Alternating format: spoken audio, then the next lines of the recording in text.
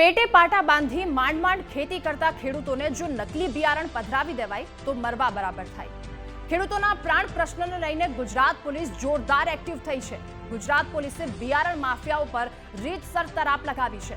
રાજકોટ પંથકમાં એક પછી એક દરોડામાં નકલી બિયારણ હાથ લાગતા સૌ કોઈ ચોંકી ઉઠ્યા છે, તો બીજી તરફ ખેડૂત બંધુઓ પોલીસ બેડાને આશીર્વાદ પણ આપી રહ્યા છે। એના કરતા તો હું તો કહું છું પોલીસ ખાતું સારું, ગુજરાત પોલીસ સારી કે આજે 2 દિવસ ત્યાં રેડ કરે છે ને એસઓજી આ પેલો રેકોર્ડ છે।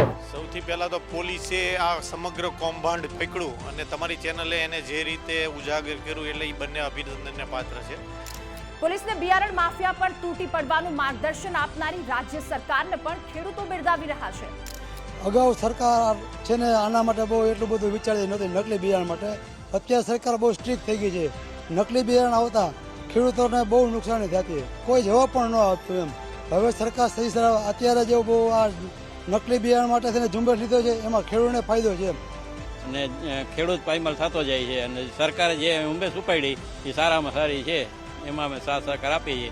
માંડ મહેનતથી હળ ખેડી માટીમાં જીવતર ગુજારતા ખેડૂતોને નકલી બિયારણ પધરાવી દેનાર પાપીઓ સામે ગુજરાત પોલીસની સરાહનીય કામગીરી આવકાર્ય છે।